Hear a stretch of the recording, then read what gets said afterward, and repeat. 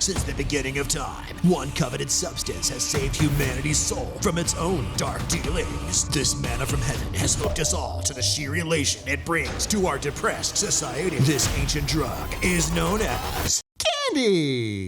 This Halloween season, let's find the candy that triggers joy. Guys, things are looking really spooky around here. What's going on with the sets? Right. Well, so it is Halloween, and so while this is one of our favorite holidays, it's also, it's times are hard out there, man. Yeah, man. Times are hard. They're getting harder, to quote Mike Ness from Social Distortion. Yeah. All right, So- king of the 90s. Yeah, so how are we going to handle it? We need something, don't we? Don't we need a little fix? I need a fix. A little something. What are we Every gonna take? time I want to go on a murdering spree because of how upset I am, I need something sweet. Yes. And then it makes me sweet. So you need something to help you with the hard times. And that, my friend, is candy. Ooh, a piece of candy. Ooh, a piece of candy. Ooh, a piece of candy. So for this week's Upward Spiral, we're going to be talking about candy. What candy sends us up into the upward spiral? It could be that it brings back a fond memory, takes you back to a time of childhood, or just, I don't know, whatever it does to you. What's the candy that you're like, yes, this is the one? This is the one. Oh, this is the one. I'm going to kick us off then, I guess. I'll just kick us off. All right, so you don't really like candy so much because you are a savory man. I'm a savory man. And with each passing day, I grow more savory. like a fine I am aging, yes, very well. No, but And more delicious. And here's the thing. Thank you. Every time I get my hands on some candy, I want to have some. Yeah. But it isn't 'Cause it is long. good still. It is good. It's just you're not craving it's it. Just it's not that it's not just that I'm not craving it. I get sick very quickly. Really? Oh, Yes. really? Yes, no. I get sick very fast. There's just a certain. My body can only handle a certain amount, and it hurts my tum-tum. You get sick, really? Yes, That's yes, brutal. I get sick. Yeah. So it's. I eat it, and I'm like, that's quite tasty, and then like bite two, I'm like, Complete and total barforama. but. That stinks. I'm going to share with you today a candy that was my absolute favorite when I was a child growing up in the streets of Tulsa, Oklahoma. The streets. Before I became the king of you Tulsa. are the Tulsa I king. am the Tulsa Yeah, king. so Jacob is reaching in and pulling out. Oh, the Charleston Chew. Yes. Yes. Yeah. So I don't know if a lot of people like this candy bar, but for me as a kid, this was what I really, really looked forward to.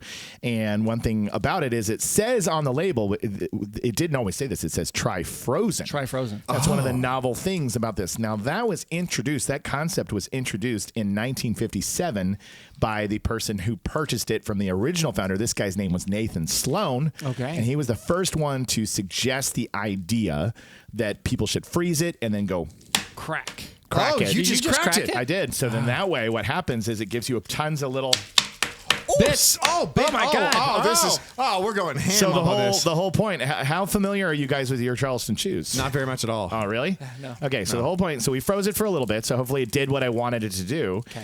This frozen treat, this is the traditional vanilla flavor. It does Vanilla flavor. It does come in chocolate nougat or strawberry nougat, but I like the vanilla. You like vanilla. Yes, exactly. Good. Exactly. Good.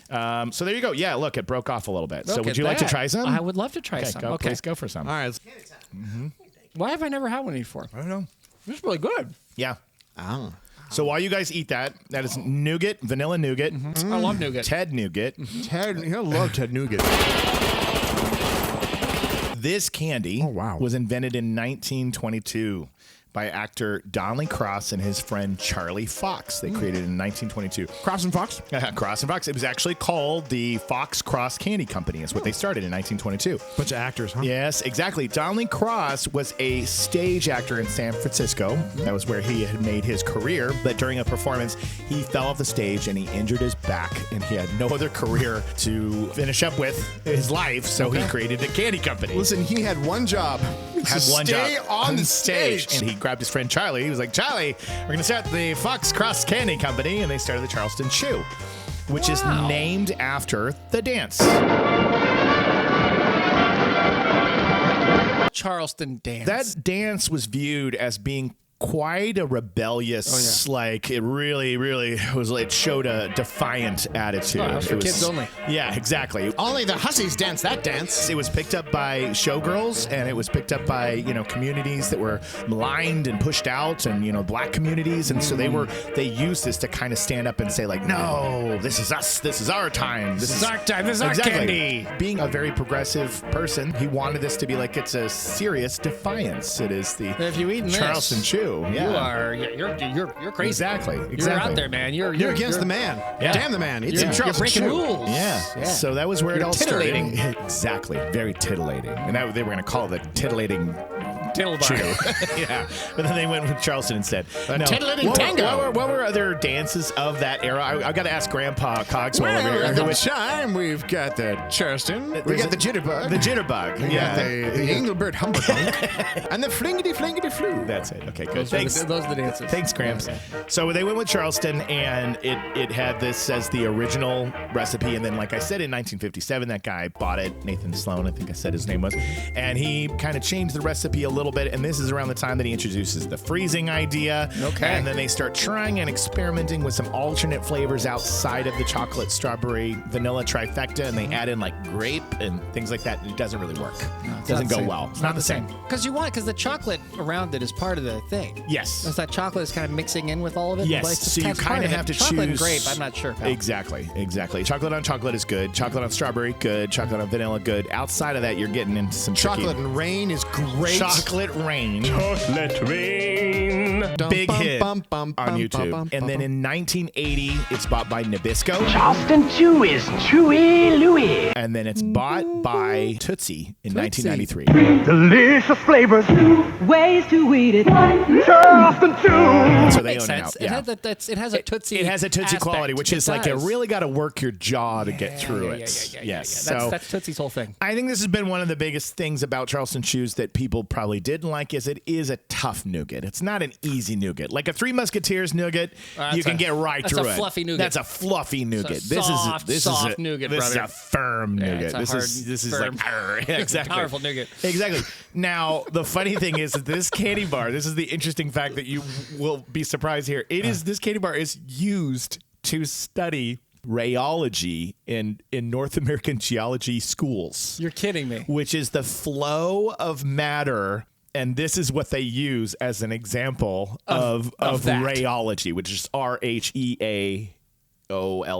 I think I spelled that right. Amazing. Like rheology. So this candy bar is used for study. And it's also mentioned in Forgot About Dre by Eminem. Yeah. I mean, Yeah. I mean, there you Eminem's go. just going to keep coming up all show long. All show long. Which, by the way, is ironic because his name is, in fact, a candy. So Yeah. just saying. And then I think also in Futurama, Holy hell. Futurama, Deep. the President Nixon thing in Futurama, he's always talking about Charleston Chews as well. We've never lost our sense of what's truly important. The great taste of Charleston Chew. What's your vote? It's delicious. It's good, right? I give it a good. Yeah. Yeah, it's good. It's solid. Yeah. And if you do freeze it, it does get like really crunchy. But what's fun about that is when you smack it, it's like we're talking like shards, like little tiny bits. And so you can just sit there and you just kind of snack on it like Pick it's your little teeth like with them. that's So- the Charleston Chew. By the way, why did you, in fact, pick the Charleston Chew for yourself?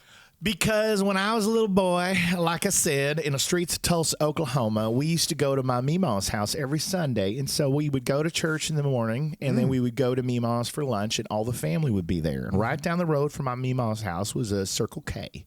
And so she would basically go up to all of us grandkids, and she would say, here's your $1. And that's all we get is $1, but that's what it would get you. And so we would walk down the road, go in the Circle K, and I'd sometimes choose lemon heads, but I think I did that because I was trying to impress the older kids because I thought that was like cooler. Yeah. And then Charleston Chew was where it was at. Wow. That's what I wanted. I wanted to get the Charleston Chew from the Circle K. And I brought it home, and then every time I have a Charleston Chew, it makes me think of being at Meemaw's on Sundays and walking down the Circle K. Aw, That's really sweet. Bless So, your heart. Thank you. Bless your heart. Hey, that's an insult. Oh, crap. Oh, bless your heart. It can be sweet. It can be sweet. It can be sweet. But it is funny because in that part of the world, if you hear somebody say "bless your heart," it's basically them calling you means you're stupid. simple. It means you're simple. Yeah. They go Simply bless perfect. your bless you your said heart. something really dumb. Yeah, exactly. It can be sweet, but anyway, that is why I chose the Charleston Chew, and so to this day, it just reminds me of childhood and those experiences. And even though I can't eat very much of it, like that bite was probably enough. For me. That's why I chose. You're gonna hurl all over the desk. Exactly. Particularly because you got to eat everyone else's candy. I can't wait. That's so I've got one of those purge buckets right next to me, so we're all good. So who would like to go next with their candy? I think I might have to, just Okay. because it's very similar to Jakey's. Is it? I have Is to it? say, it's Okay. very, Let's do very it. similar.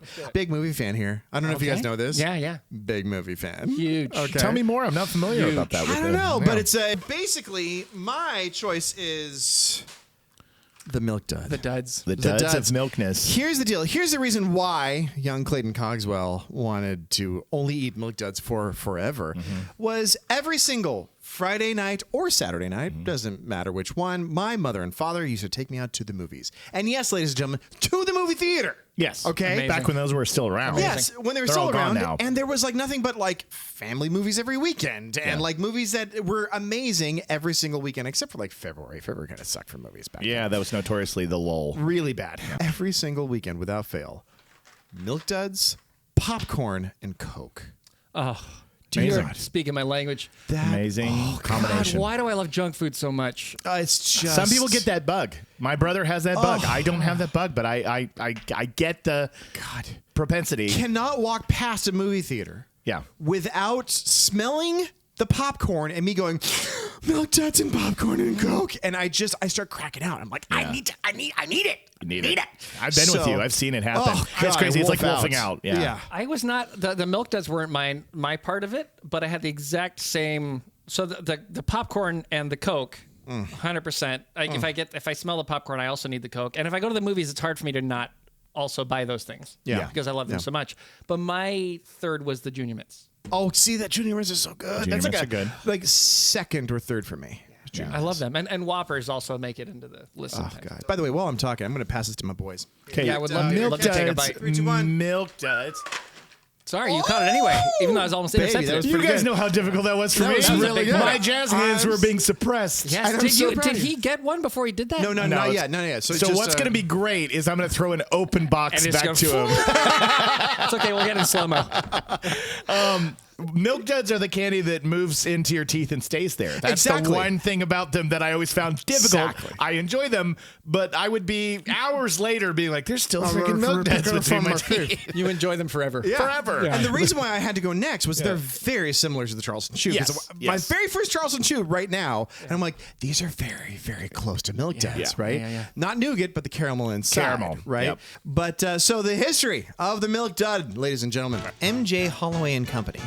1928. So, Jake, yours was 1924? Is that correct? 1922. All right, so 6 years later, the goal of the Holloway Company was to create a perfectly spherical chocolate and caramel candy. The problem is, it was physically impossible. They could not do it. They could not figure it out. In every single batch, they're like, God, it's another batch of duds. Wait a minute. Really? And that's what they call it, the Milk Dud. And So they had- couldn't make it round. they couldn't make it perfectly round, and they thought they failed. They're like, well, they're kind of, because they're a little like on the misshapen side of stuff. They're kind totally of are. flattish. Is it and all just that the stuff. issue of the caramel just wouldn't behave I in have the no molds? idea. I mean, this is 1928. They didn't Yeah, have they really didn't have ball technology back they then. did not have ball technology. No, they Yeah. got to dial it in. No, it's probably hard to keep in shape. That is amazing. So Really good. I love Oh. caramel. It's the thick caramel. It's It's so good. very thick.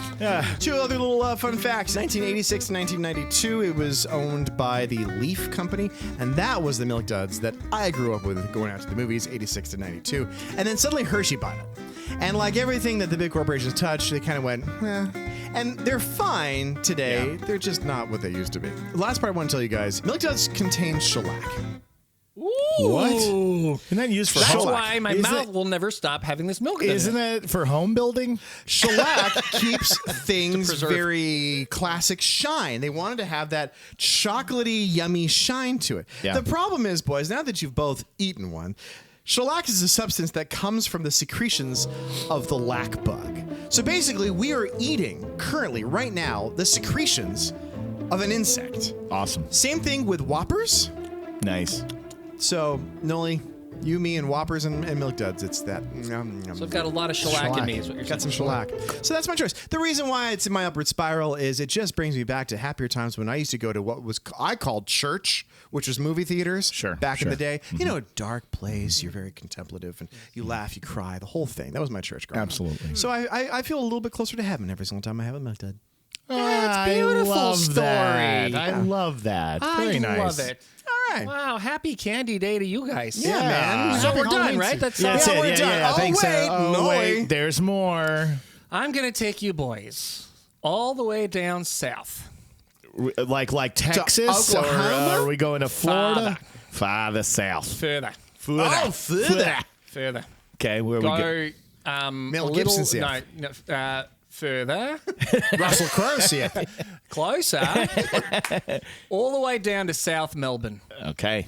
So South Yes. Mick Dundee. Well, Mick Dundee was farther north, actually. So no, it's bloody well down there.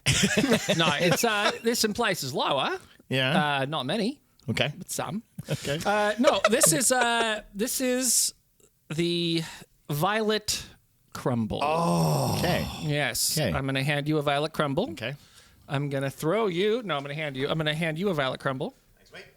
And I'm also going to have a violet crumble. The reason that I don't have the packaging is because the packaging that that these came in was like the big group one. That's not the packaging I want to show. So we'll just put up a shot that shows, because part of what makes violet crumble work is the packaging. Okay. Which is an odd thing. It's all about the So packaging. a guy named Abel Hoadley, he was a jam and preserves guy. He would Okay. kind of like Knott's here in the United States, right? Yeah, He'd yeah. make jellies and jams and preserves and things like that, and that was his business. Well, his jam and jelly business got so big, he sold the jelly and jam business in about 1911. Okay. And then in 1913, he came out with these honeycomb bars. Yeah. No chocolate, just honeycomb. Okay. And they were incredibly popular. But the problem is, they had this thing, and I wrote it down to make sure that I got the word exactly right. Hygroscopic. Hygroscopic. Hygro with a G. Okay. Hygroscopic, right? Which means that honeycomb, by its nature, it absorbs water. Right. And when it absorbs water, it gets soft and it gets chewy and it gets ruined. Okay. Ruined, as they say. Yeah, ruined. Right? So you pretty much had to make it and then sell it immediately, or it would fall to pieces. Okay. Now, or not fall to pieces, but like gel into a crummy, Right, just yeah. awful, not very tasty thing. So let's go ahead and take a bite so we can understand Oh, this. here's the the, violet crumble. Violet crumble. Oh. So good. That's a very, Oh, my gosh. very unique taste on the Oh, inside. we got to there. show them what that looks like in the middle there. Yeah. Oh, gosh. So good. It is really good. So, for most of us, our experience with honeycomb would come from just like a Rocky Mountain chocolate factory, or just like any a little chocolatier somewhere, right? And they would make it, and those are fine. But you'll kind of notice with them that they're either too hard in some spots where you're trying to eat it and you just can't bite it, or they're so soft that they just kind of fall apart. Yeah. And also that they don't last very long. They kind of fall apart pretty, like they become bad very quickly. Okay. Either too like squishy, juicy, or too hard. Right. There was a lot of things that Abel Hoadley had to do to get it right. Right. Okay. The first was having it just as honeycomb didn't work. You had to coat it with chocolate. Yeah. Yeah. Because coating it with chocolate helps to preserve what's going on the inside of it. Chocolate coating makes it go down easier. Okay. Also, he has a proprietary process of the way that he actually made the honeycomb so that it was perfectly molecularly aligned, so that you didn't have soft spots, you didn't have hard spots, you had even honeycomb the whole way through. Wow. Yeah. It is perfect. It's perfect. Yeah. So he fed the bees Fosters, and He that's fed the why bees Fosters, and the drunk bees made the perfect honey. I knew and the it. perfect honey. That's with the secret of how to make the violet little bit of crumble. beer. You get bee and the bees. beer and the bees. Because Beer and the everything bees, mate. starts with beer. Bees. Beers. Sorry, I interrupted your education for a really poorly made joke. Also, Bees. it's the scent. Oh, Yeah, When totally. you bite it, it immediately cracks open like a scent that There hits in is the a scent to it. back of your Absolutely. mouth. Is that So is good. that roasted, buttery? Yeah, it's like a toasted, roasted. I've never tasted Yeah. anything like it, so it's definitely Aussie because there's Yeah. not an American equivalent of that. No, No. It's pretty amazing. Yeah. It's been brought here many times and failed every time. I think because it's been poorly marketed. So you had to find it at a place like it's not in a regular candy store. You have to go to a Cost Plus is the only importer who regularly has it. Now, like right now, there are a couple of grocery stores that are experimenting with the idea. Okay. And we'll get into why later. Okay, later, not later now. we'll get into why. Wouldn't dream of talking about it now. But I'm so bad at my job. you're beautiful. You're beautiful. He actually had to develop a very special type of foil and plastic packaging that at that point did not exist. That is now common amongst all candies. Really? Yes, amongst all chocolates. In order to keep the vacuum seal so that you wouldn't have too much air or too much water getting into the honeycomb so that it could actually last. And that's why the Violet Crumbles can stay. In fact, they're so good at staying that people would complain that these must have expired because they had no idea how old they were. So he also came up with the idea of, well, let's have an expiration date. Let's stamp a thing on it and tell you when you're gonna have the expiration date. He's the guy who did that? He's the guy. No way. So you always knew. Before him, milk was always bad. Always bad. Man. So you have like an expiration. You know when the candy's gonna expire. And for him, it was 1 year. Yeah. After 1 year, even though it didn't actually expire because they did such a good job of preserving it in the chocolate and with this foil, after 1 year, it was officially not good. And then people knew. Okay. So it became very popular in Australia, but never really left Australia. In the 1970s, it was bought by the company called Road Trees, owned it until the the mid-80s. How are you enjoying Australia? Well, we're certainly enjoying the Violet Crumble. That's what we came for. True crumbling honeycomb in a delicious chocolatey coating. Mmm. They kept doing the same thing. The Hoadley family got their money. Everyone's happy. All is good. And then in 1985 begins the disaster time. Oh, God. For Violet Crumbles. And my story, my friends, is not dissimilar to the sad story that Clayton just told. Mega Chocolate Corporation. Nestle. And it's gotta be something from Nestle. Oh. Nestle. Nestle came along. Buys Violet Crumble.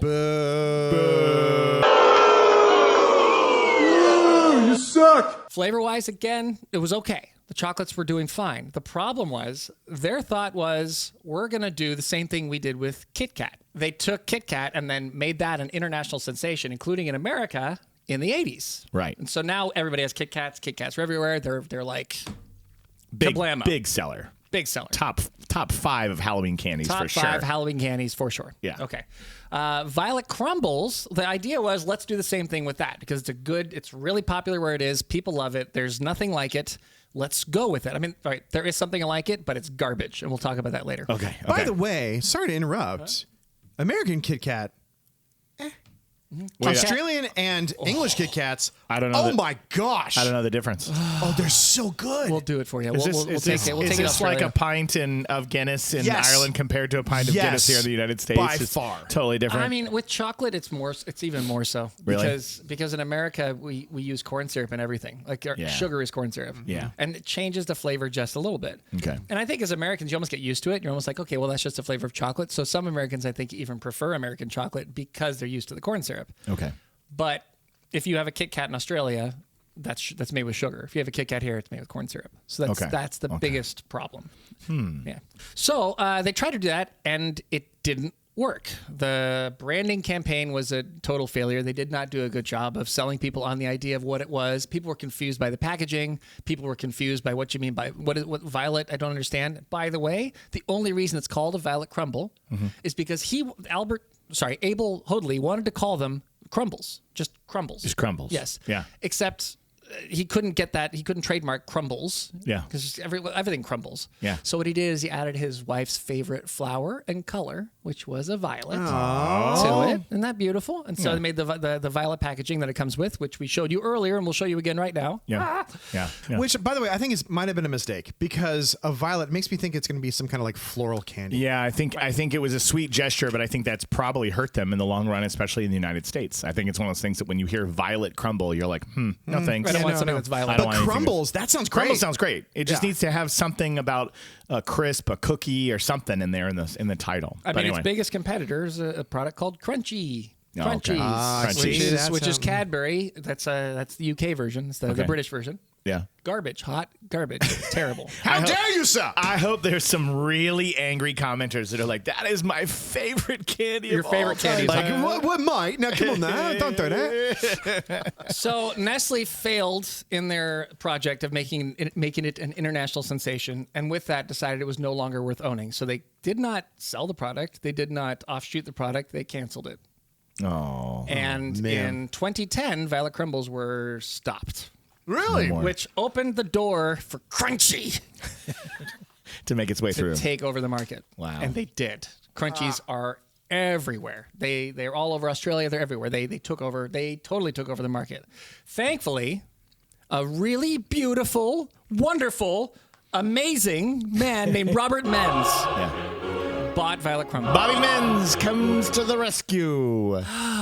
And we are currently on the pathway back to saving Violet Crumbles and getting them back into the hands of the people who love them. Wait a minute. So there's no longer sold or owned by Nestle. It's now owned by one dude? In 2018, it's a company, but it's Robert Menz. If you or someone you know would like to adopt a Violet Crumble, please call 1-800-SAVE the Violet Crumble.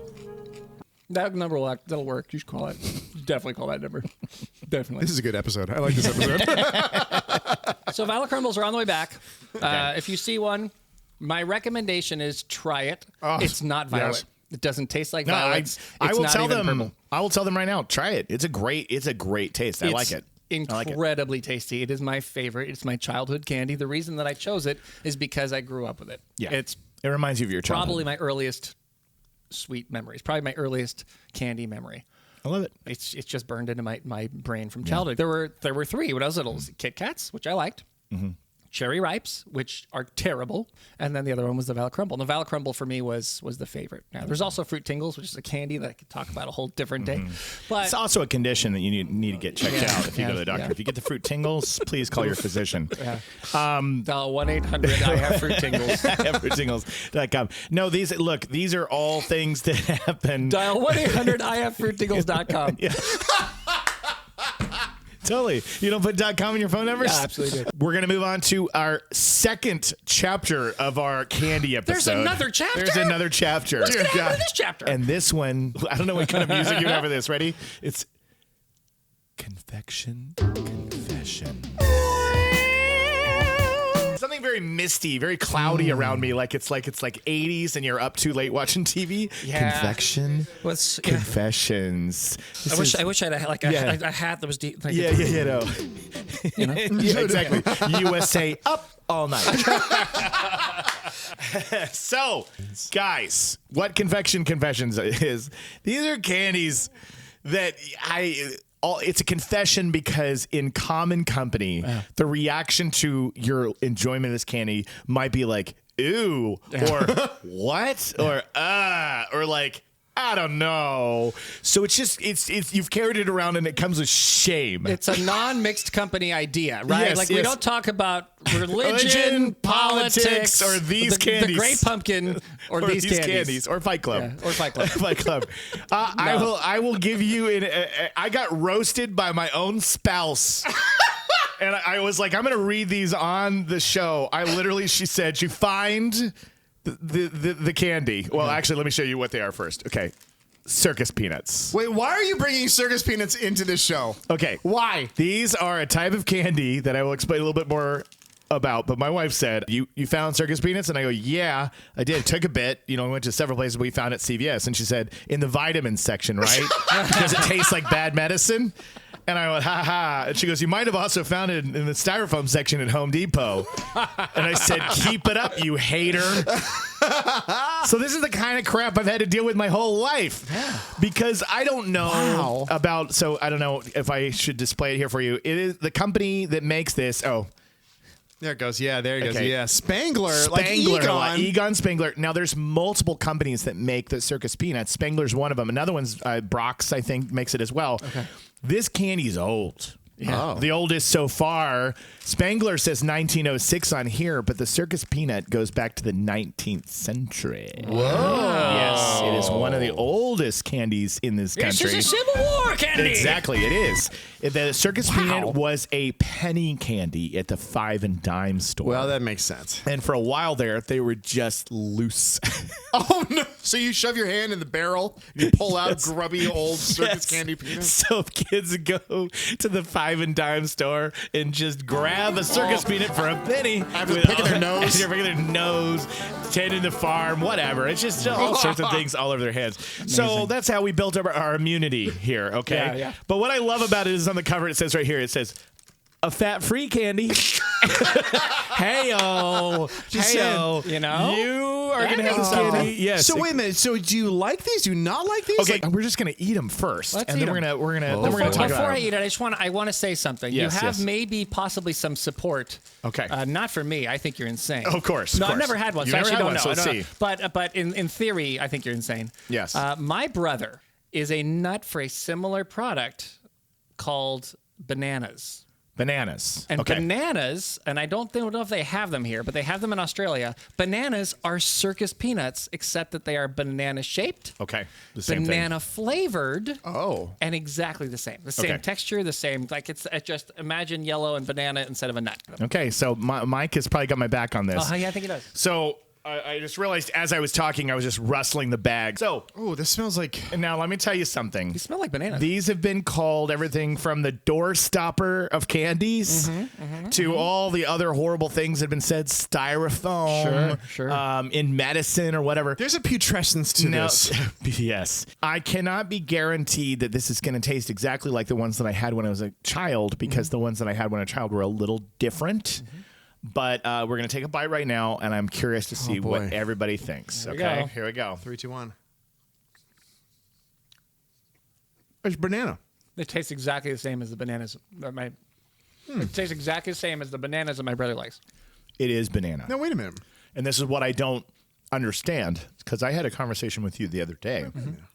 I hate banana flavoring. You do. I do. That's your thing. I don't like it.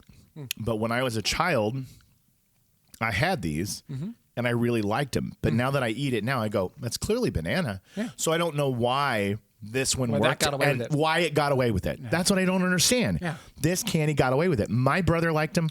I liked him. And every child who ever found out that my brother and I liked circus peanuts were like, what? What's wrong with you? And then my own wife and it's just so much shame. But tasting this right now takes me right back to that Circle K at Mima's, another candy that I was very familiar with getting back You know then. what? What do you think? I wouldn't choose because it is the same candy. It's just in Australia they call them bananas. Okay. That's it. That's the only. That's the same thing. Yeah. I don't choose bananas, but I like them more than banana flavored candies. Yeah.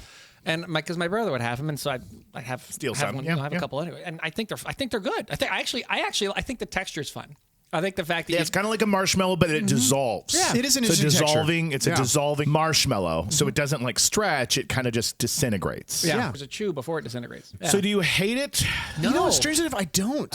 I actually enjoyed it. Yeah. It's actually not bad. It's not bad, right? Yeah. It's rich. It's a totally acceptable candy. I can see Yeah. why they sell them at stores. Yeah. It tastes like an 80s candy, but from the 1880s. Yeah, and that's probably where it came around. So Yeah. it I is. would imagine that it would probably end a civil war. Yeah, sure. I think that's how they did it. Yeah. And well, the history books have forgotten, but they were like, yeah, it's It's kinda- a texture. It kind of has like a marshmallow bite where it disintegrates in your mouth. And they just discussed it. One of the coolest things that I saw about it was in 1964. It is the reason why the cereal Lucky Charms exists. You're kidding. Because an employee at General Mills took a bowl of Cheerios and diced up circus peanuts And would throw them in there. and put them in there, Holy and that's how they smokes. discovered You know what? Lucky It Charms. does taste like Lucky Charms. It's almost the same after it's in the thing. milk. It's Lucky Charms. Well, Lucky Charms are a little firmer. Yeah. Yeah, These yeah. are but you got to dunk it in the milk first, and then you get that texture And that then it you is. get that texture. So they Yeah. they figured out what the circus peanut recipe was, and they found a way to make it a lot more firm, right? Yeah. Because that almost has like a sugary coat, like a dusty sugary coating on it. yeah. But And when they it gave gets it a in the more milk, marshmallow flavor. more and marshmallow less, flavor. Yeah. Exactly. Yeah. But they diced up the circus peanut, and that's how they discovered like Lucky Charms could be a thing, and that was in 1964. So that's Hey. Hey, You shouldn't feel bad about liking circus peanuts. They're not that bad. Well, I'm in. Hey, cool. I'm in. Cool. I think I understand your shame. Yeah. And There's I a little bit of respect your shame. Thank you. But, I wear my shame proudly. I'll jump in the pool with you. All right. Thanks, man. Thanks, man. that's good. So that's my confession. Who's up next? I'll go, and the reason I'm going to go is because I didn't study. Okay, good. Yeah. I thought that we were studying and going to give like information about our first candy. I Oh, didn't yeah, realize yeah. that I was supposed to study for both. No, candies. I did extra credit. So I did extra credit. I just thought we were going to confess. Well, you know what? The shame drove me to do it. Okay, The shame drove me. It drove me. I got roasted before we filmed the show. I was like, I got to defend my grounds here. Yeah, I so gotta defend your I didn't grounds mean here, to research and overdo it. Sorry about that. Jakey, I researched too. Okay. Yeah, well, tell me the rules. God, guys, this is not the candy. I'll have you know. But, Okay. But I'm putting it here to show the direction we're headed in. Okay. I know this very well. So I love blow pops. Yeah. And Classic. They give me a similar kind of guilt because I don't know, having a sucker feels, maybe only because I'm in a sports family and Aussies and all that stuff. It feels kind of feminine, I guess. Are you a sucker little bit. for a sucker? Yeah. No, I don't know that. Is that a thing? That's probably not a thing for everybody else. Okay, but it's a little bit of It's a an thing. Australian thing, dude. Okay. It I might don't even be think an it's- Australian thing. It might just be a me problem. I don't know.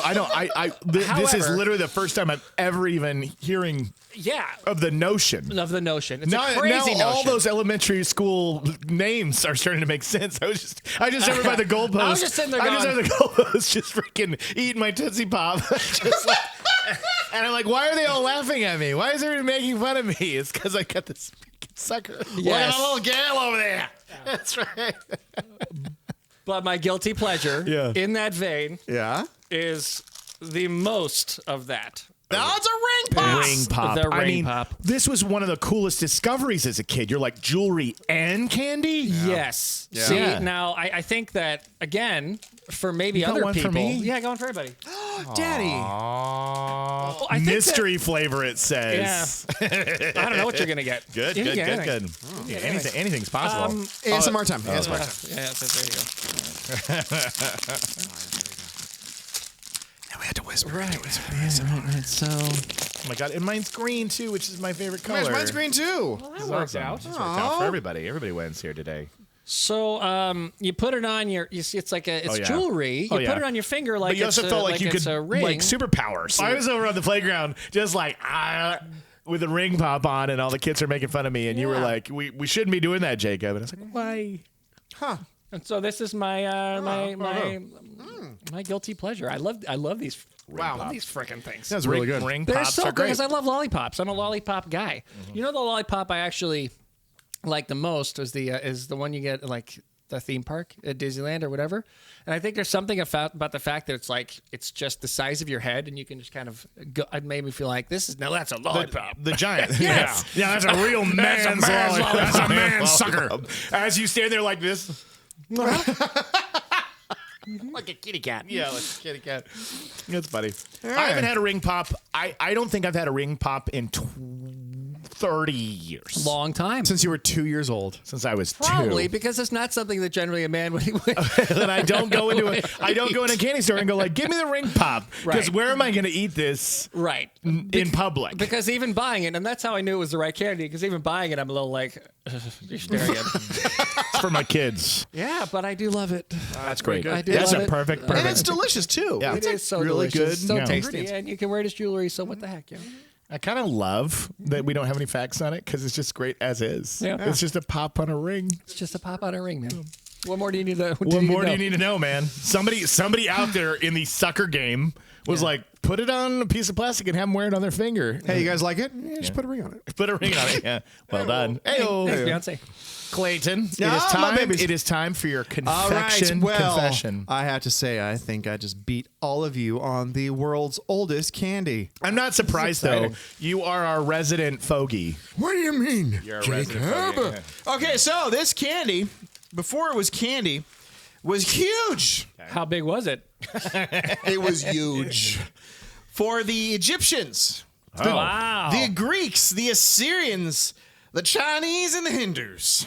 Ladies and gentlemen, Clayton, wine does not count as candy. wine is exactly my candy, Jacob. No, okay, so it used to be a medicine. Okay. It was so important to the Egyptians that King Tut himself was buried with tons of this stuff, just quantities upon quantities of Weed? this stuff. Close. It's Really? close to being a weed. It's Yeah. actually a root. And in 1760, a pharmacist added sugar to this root in cough medicine to make it taste better, and people lost their minds. Boys, So close. now, Looks like a friggin' tree. it is a tree, ladies and gentlemen. There it is. What you're looking at is a piece of tree. It is a root. So chew on it. And get your saliva in that. My teeth are gonna die. I can't. No, you don't chew it like you don't want to swallow it either. But do you start tasting The sweetness. the strange sweetness in this bark? They're very sweet. It's interesting, isn't it? Jacob is hating me right now. He's like, the most Clayton thing. Oh my God. it's What weird, the right? hell, man? So, like I'm literally licking a tree. but you still the sweetness. So what do you guys taste? Tree. I chased a f***ing tree. What you are now chewing on, boys, is a licorice root. So that's not really my candy I just gave you. You just did this as an I just on-air gave it to prank? mess with you. But no, that is licorice root. But boys, It's better than licorice. one of my guilty pleasures, my confession, is I like black licorice. Oh. How many is he gonna throw past Jacob? Okay. Now this catch. is Yeah. an Black licorice, unusual baby. flavor, man. I gotta tell you, you couldn't have been crueler. I This know. is mean. Most human beings, they hate this stuff. But here's the problem. Yeah. I went to 5 stores and nobody carries black licorice anymore. Yeah. When I was growing up, it was all over the reason for place. that. Because it's Exactly. 'Cause, it's an Buy into affront. it. Oh man. There it is. Good luck, boys.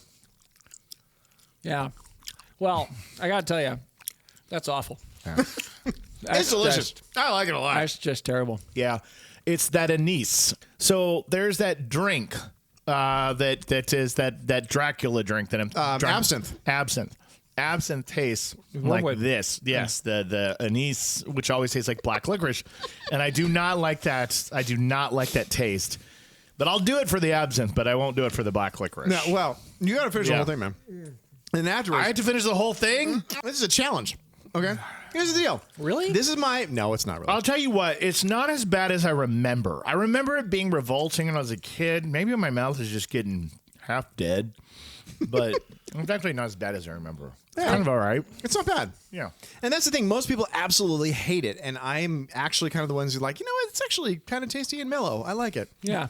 So that's my confession is that I'm one of the weirdos. I'm like one of the 1/2 of 1% that actually likes black licorice. I got to give it to you. I've gone my whole life thinking I hate it. And now at 32, 32 years old. I'm tasting it with a new mouth, which is an old mouth. An old mouth. An old mouth that has drank whiskeys and tequilas Yeah, sure. and rums and sure. had a lot of really full flavor things. And I think Yeah. as a young mouth, when you have that, you're kind of like, oh my You want something God. sweet. This is Right. a little more on the umami side. Yeah, so it's not as bad as I remember, and I think I can finish this. All right, my man. But the chewing on the stick was weird. I never got any flavor to come out of it. You didn't get any of that? I got- Well, you I got to got a keep little going. You got to get some more saliva I in there. got a little bit of the sweetness, a little bit, but I didn't get licorice, even though You that's didn't what get it is. I didn't get that. So they've obviously taken the heart of that root and turned it into some kind of disaster. And it's good. Apparently, a licorice root is really good for your system and all that kind of stuff. But Oh, well, that's good. That was very Clayton. so there you go, King baby. Tut. Only Clayton comes in with thousands-year-old candy. 4,000-year-old. Good for you, man. Good for you. Good for you, man. Good for you. Good for you. My feeling is no, it's not as bad as I remember it, but I'm not with you. Yeah. I have not grown to love it. Yeah. I don't love it. Okay. It's just not bad. Yeah. I'm eating. Look, I'm going to finish. I'm going to accept the challenge and finish the stupid candy. But look, a little bit of like personal shame, but you get to at least eat a ring pop. I mean, Yeah. Come on. That's true. That's fair. Makes the point that Clayton was making. It's like, Yep. this is the confession. It's shame. One of the things that I will confess before we get to our last category, last category of the day, I have a what some would consider to be like a problem, a malady when it comes to candy. If it's meant to be sucked on, I chew it quickly.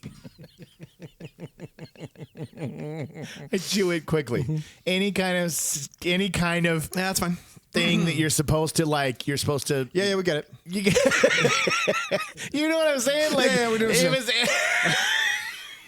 You know what I'm saying? Crazy? Yeah, that's it. I get it. We get it. So wait, we're gonna have to no, we're fine. No, we're fine. Like this. Like this. Yeah. What I mean is, you don't want to suck on it. The goal of it is to make it last. I never make it last. No? Any candy somebody gives to me.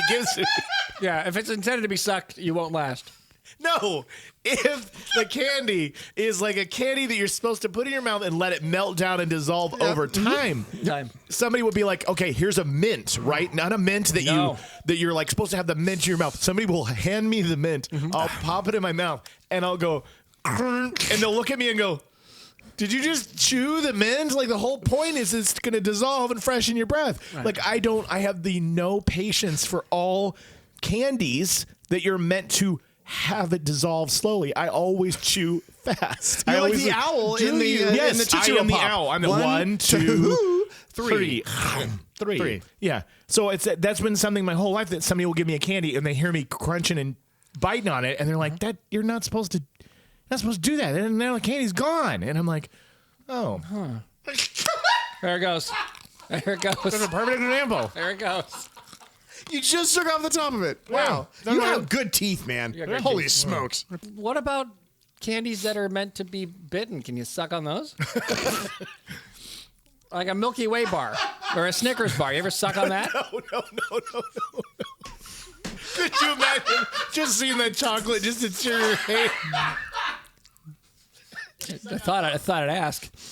Just a Snickers. And you just like look at it like.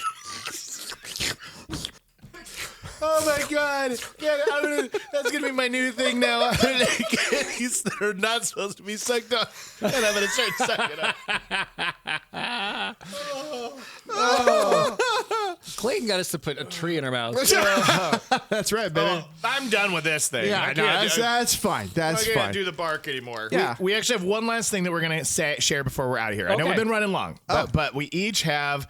Because we discovered this in an accidental conversation that we each have a Jolly Rancher that represents us perfectly. We were like, when we were asked, what's your Jolly Rancher flavor? We answered so quickly, like, oh, well, it's obviously this. Right. And then as I've asked that of other people, they're like, oh, it's clearly this one. Yeah. So real quick, I'd like you to share your Jolly Rancher. Yeah. Watermelon. Grape. Green apple. Oh, wow. 1, 2, and 3. 1, 2, and 3. All different. All different. How interesting. Right. So, also, does that stretch across the candy spectrum? Yes. Are you a sour apple everything? Yes. Sour apple across the board. I love sour apple flavors. I love the apple smell. That is a wonderful thing. So, yes, it goes across the candy board for me. Yeah. You too? I do love me some watermelon candies. So, you like the flavoring? Yeah, absolutely. Yeah, absolutely. Because grape does for me as well. Everywhere. It runs across the gamut. Yeah. I like grape. It's my number one for like if you're at the snow cone guy and he's got the 30 different squirts, I'm going to go sour apple the majority of the time. Absolutely. Yeah, probably watermelon for me. Yeah. Yep. See? It's interesting. So in the comments, also tell us what Jolly Rancher are you, but also tell us your favorite candies, whatever you want to tell us. And tell us if you're willing, you don't have to, but if you're willing, what is your candy confession? Yes. We want to know.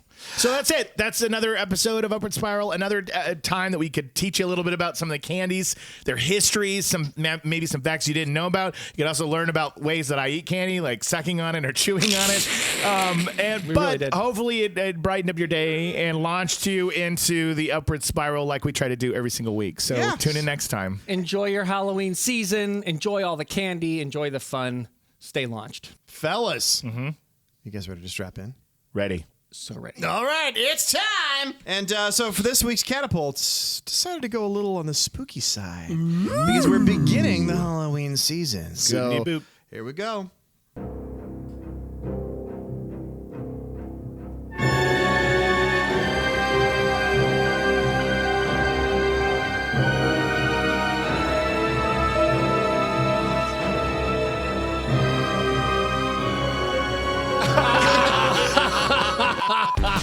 best costume ever. Happy Halloween season, everybody! Happy Halloween season!